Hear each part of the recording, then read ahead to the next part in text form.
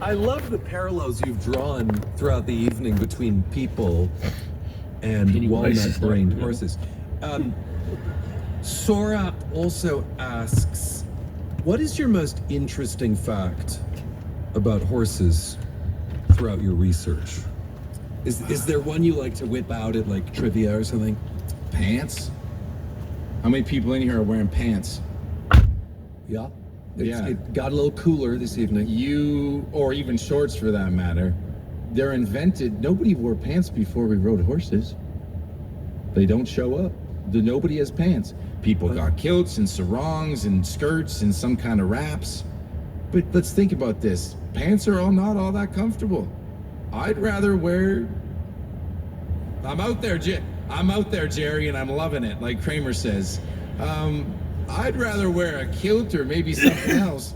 But you get on the back of a horse in a sarong, a toga, or a kilt, male or female, you realize pretty quickly that we probably need to find another more suitable garment. Wow. And the first pants is a direct correlation to the first horseback riding by Indo-Europeans and the invention of pants. They're specifically made because of horseback riding.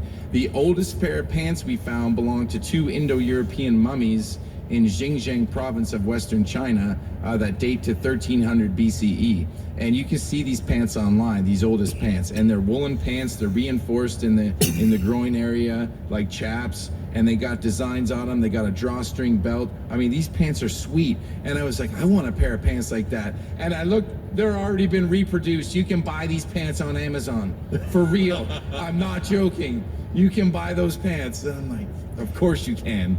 But it's true, like a kilt, you know, lets the stuff breathe.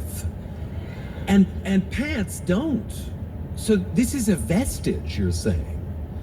Yeah. I mean, unless you're riding side saddle. I mean, yeah, pants are because of horseback riding. They're the most popular, universal, gender fluid fashion because of horses. And we don't even think about that. There's so many things we don't think about because of horses. The first motion picture, the first movie ever made was of a horse running to settle a bet.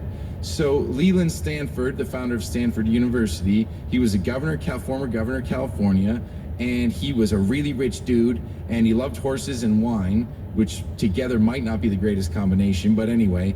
And that's why Stanford's still colloquially known as the farm. It was built on his farm. So he had a horse track called Palo Alto, and he bet his buddies, he said, let's have a bet. Are all 4 feet of a horse off the ground at the same time while it's running? And so his rich buddy's like, I bet no. And he's like, I'll bet you yes. But they couldn't prove this. The Egyptians actually asked the same question, the ancient Egyptians. But thankfully, technology caught up with the horse.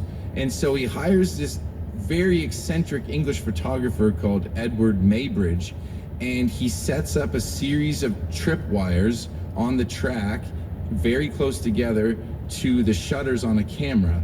So they paint the track white, and they put a white backdrop, and they get a dark horse, pardon the pun, named Sally Gardner, and they ride her, and she trips all the cameras, boom, boom, boom, boom, boom, boom, boom, to take simultaneous pictures.